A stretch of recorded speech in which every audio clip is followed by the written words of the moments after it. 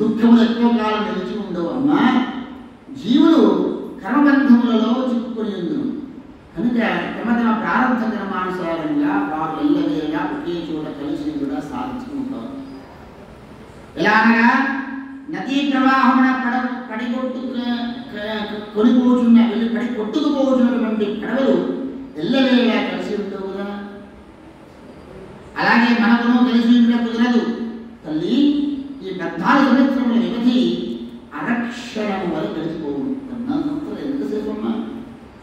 నీకు దుఃఖము వదిలిపెట్టి నేను బలం వెలుగుచుడకు ఆనంద నిమ్ము తల్లి అని నీవెత్తు చేసినచో వలన నేను సుఖముగా ఉండగలుగుతున్నాను అని పలికి తల్లి పాదముల మీద పడి వ్రాలి అంతటా అది వ్రాలి అనేకంగా దుఃఖిస్తూ తమ తల్లి పాదములు పట్టుకొని బతిలాడుతూ ఉన్నారు. అంటే తల్లి ఆయన లేవనెత్తి ఒడిలోకి చేర్చుకొని మనస్సు దూరపరుచుకొని ఆశీపూర్వకంగా అభినందించింది. నాయన నీవు నడుచు వేళ, కూర్చుండు వేళ, నిద్రించు వేళ, అన్ని వేళ గంధర్వ సహితులైన సర్వదేవతలు బ్రహ్మ విష్ణు మహేశ్వరుడు నిన్ను సర్వదా కాపాడుగాక.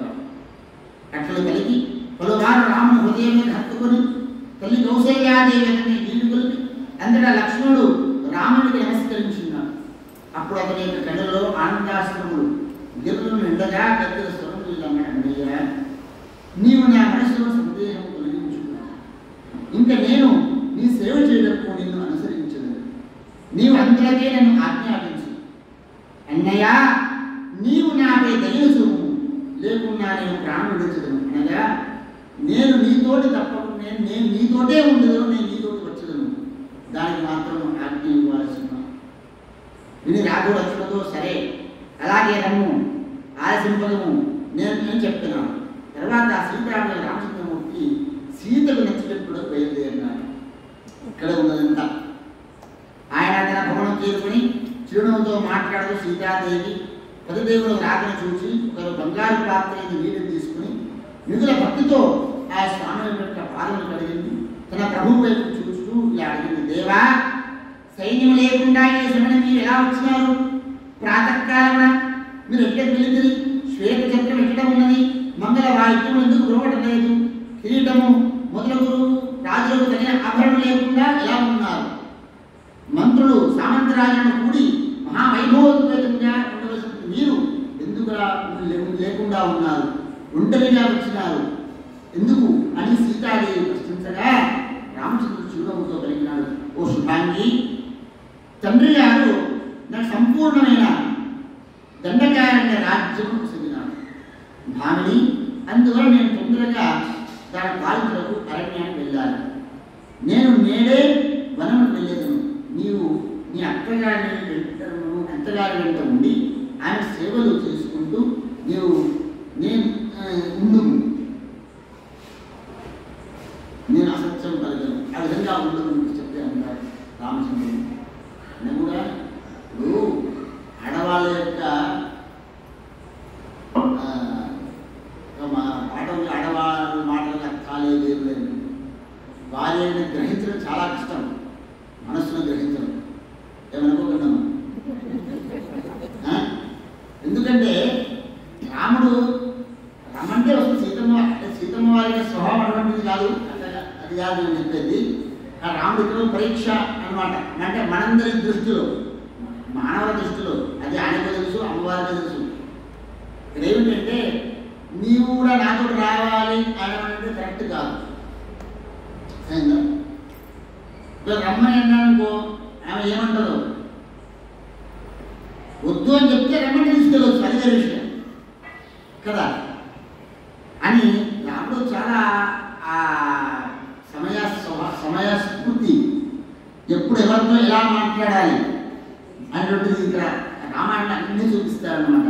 కనుక ఓ సీత, నీకు ఇక్కడే ఉంటుంది, అరణ్యం కదా, దండకారణ్యం, పురులు సింహాలు ఉంటావు, అక్కడ స్త్రీ నీవు అక్కడ ఉండడం చాలా కష్టం అని నచ్చ చెప్పే ప్రయత్నం చేస్తాడట. ఆ మాటలు పలకగా సీతాదేవి భయభీతురాలై ఈ విధంగా మహాత్ములు తండ్రి గారు మీరు వరరాజ్యం ఎందుకు ఇచ్చినారు? అప్పుడు శ్రీరామచంద్రుడు ఆమె ఇలా పాపరహిత మహారాజు ప్రసన్నుడై కైకేయి వరములు సూచినాడు. వాడికి అనుగుణంగా ప్రథమ రాజ్యమును నాకు వనవాసం సాధించినాడు. దేవి కైకేయి నేను 14 సంవత్సరం వనవాసం చేయాలని కోరినది. నా మీద అంతులేని ప్రేమ కురిపించడం మా తండ్రి గారు వివశుడై సత్యవాది మహారాజు గారికి సమ్మతించవలసి వచ్చింది. అందువలన ఓ భామిని, తండ్రి గారి ప్రతిజ్ఞను సత్యము చేయడం నేను అడవికి వెళ్ళవలసినటువంటి సమయం ఆసన్నమైంది. తొందరగానే తిరిగి వచ్చుదును. ఈ కార్యము నీ ఏ విధమైన ఆటంకము కలగజేయరాదు సుమా అని చెప్పి రామచంద్రుని వచనములు విని సీత మిగిలిన సంతోషంతో పలికిందట. మొదట నేను వనమును వెళ్ళదను, మీరు నా వెంట రెండు. ఓ రాఘవ, నన్ను వదిలిపెట్టి మీరు వనము వెళ్ళటం సముచితం కాదు కదా. రాముడు ప్రసన్నుడై, అంటే అమ్మవారు చెప్తుంది, అలాగే వెళ్ళు కాదని వెంటనే అహమగ్రే కరిష్యామి వనం పశ్చాత్ త్వమేష్యసి ఇత్యాహ మాం వినాయకంతుం తవ రాఘవనోచితం. మా నాన్నగారు మీకు వివాహం చేసినప్పుడు ఏం మాట్లాడినారు, ఏం చెప్పినారు? ఛాయేవ అనుగతా సదా, ఎప్పుడు నీ వెంటనే ఉండాలి. ఛాయ అంటే నీడవలని వెంబడించమన్నారు కదా. నీడవలే నిజంగా ఉంటుందో నేను నీతో ఉండాల్సిందే. కాబట్టి నిన్ను విడిచిపెట్టి నేను ఎక్కడ ఉంటాను?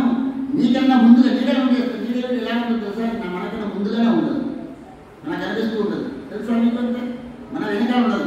అలాగే నేను కూడా అడవికి నీకన్నా ముందుగానే ఉండు, నీ నీడవలే అని చెప్పి అమ్మవారు చెప్తుంది కదా. అలాగే మీరు నా వెంట రెండు. ఓ రాఘవ, నన్ను వదిలిపెట్టి మీరు వనములు వెళ్ళిన సముచితం కాదు. రాముడు ప్రసన్నుడై ప్రియభాషిణియు ప్రియురాలు సీతాదేవితో అన్నాడు, వనములు వ్యాఖ్యములుగా ఎన్నినవి అనేక భయంకర క్రూరములతో నిండి ఉండును. అడ్డు స్థలంలో నిన్ను ఎలా తీసుకెళ్ళగలను? అరిన మనుష్యులు భయంకరమైన రాక్షసులుందురు. అన్ని వైపులా సింహములు వ్యాఘ్రములు అడవికుందురు ఖడ్గమృగులు హింసాత్మక పశువులు తిరుగుచూ ఉండును. ఓ సుందరి, అచ్చగా భుజించుటకు చేదైనటువంటి పుల్లనైనటువంటి కందకూపుల ఫలాలు ఉండును. అంతేకాని అక్కడ తీపి పదార్థములు, పిండి వంటలు, మిరపకాయ బజ్జీలు అటువంటి ఏమి ఉండవు. కూరలు మొదలగు భోజన పదార్థాలు ఎన్నిటికీ లభించవు. స్వీట్స్ ఉండవు. ఓ పిల్లిరారా, ఆ పండ్లు కూడా అన్ని సమయంలో లభించవు. అప్పుడప్పుడు ఎక్కడనో చోట దొరుకును. ఆ వనముందు త్రోవలన్నీయు దుమ్ముతో కంటకములతో అంటే ముండ్లతో కప్పబడి ఉండును.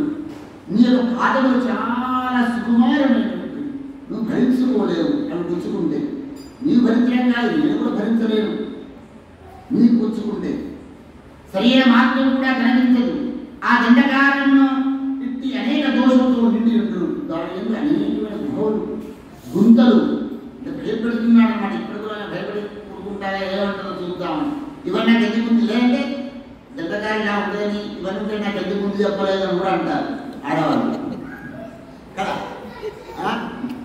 దండకారణం అంటే ఏదో ఫామ్ హౌస్, రిసార్ట్స్ అనుకుంటారు. అరణ్యం అంటే ఇవన్నీ నాకు ఎందుకు ముందు చెప్పాలనుకుంటారా? అక్కడ ఏముంటే చెప్తున్నారు ముందే, ఆ తర్వాత మళ్ళీ అనకూడదు అని. అనేక గుహలు, గుంతలు ఇళ్ళమని ఉండును. ఆ ప్రదేశము అంటే కీచురాలతో, రోదలతో బాధపెట్టేటువంటి అడవి, ఈగలతో ఈగలు నిండి ఉండును. ఇట్లు దండకారణ్య వాసము దినదిన గంధముగా పరిణమించును. అట్టి వనమందు చలి, ఎండ, గాలికాయని అధికంగా ఉండును. ఎల్లవేళ కారణనే వెళ్ళవలసి వచ్చును. అట్టి వనమందు రాక్షసులు వారి భయంకరాకారంలో చూసి నువ్వు వెంటనే ప్రాణం వదిలిపెట్టవదని నాకు సందేహంగా ఉంది. కనుక భద్రురాలా, ఈ ఇంటి వద్దనే సుఖంగా ఉండుము. తొందరగానే నీవు నన్ను తిరిగి చూడగలవు అని ఈ మాటలు విని సీతాదేవి దుఃఖితయ్యి కొంచెం కిలుగు వహించి పెదవులు అదురుచుండగా ఇలా పెట్టేది. ఆమె వెళ్ళడానికి నన్ను తీసుకెళ్ళకుండా వెళ్ళడానికి వెళ్ళలేదు అని ఎలా పెడతారు? అడుగుతారు కదా. అలిగి పెదవులు అదురుచుండగా ఇలా నాథ, మీరు ధర్మజ్ఞులు, దయాళువులు, నేను మీ అరణ్య భక్తురాలను, దోషరహితను, పతివ్రతను. మీ ధర్మపత్ని నన్ను ఇంటిలోనే వదిలిపోవాలన్న ఆలోచన మీ మనసులో ఎలా వచ్చినది? ఇది సమంజసమా? అయినను నేను మీ సన్నిధిలో ఉండగా క్రూరముగాలు, రాక్షస గణములు నన్ను ఎలా పాటిస్తాయి? నీవు మిగిలిన ఫలాలను నేను అమృత సమానంగా తీసుకొచ్చును. వానితో సంతుష్టురాని ఆనందంగా ఉండేదను. మీతో సంచరించుతున్న నాకు దర్భలు, రేళ్ళు, ముండ్లు సైతం కూడా పూల పండు వంటివి నీ అడుగులు వేసి వెళ్తూ ఉంది. అందులో సందేహం లేదు. నేను మీకు ఏ విధంగా కష్టము కూడా కలిగించను. పైగా మీ కార్యము సహాయకురాలిగా ఉండును. అబ్బా, అద్భుతమైన మాటలు చూడండి. మీ దేవ కార్యము సహాయకురాలిగా ఉండును. బాల్యంలో ఒక జ్యోతిష్కుడు చెప్పినాడు, నీవు నీ పనితో వనవాసం చేయదు అని నాకు ఎప్పుడో చెప్తున్నాడు ఒక జ్యోతిష్కుడు పండితుడు. పైగా చెప్పినాడు నాకు అని చెప్పి ఉన్నది. ఆ శాస్త్రవేత్త వాక్యం సత్యములు కాగలను కదా, నేను తప్పక మీతో నేను వరణకు వచ్చేదను. మరి ఇక్కడ మాట చెప్తున్నాను వినండి. మీరు ఎందులో బ్రాహ్మణుల ద్వారా ఎన్నో రామాయణ గాథలు వినేందురు. అది అందరూ సీత తోడు లేక రాముడు వెళ్ళినా చెప్పుము. కావున నేను మీకు సర్వదా సహాయకురాలని అవశ్యం మీతో వచ్చేదను.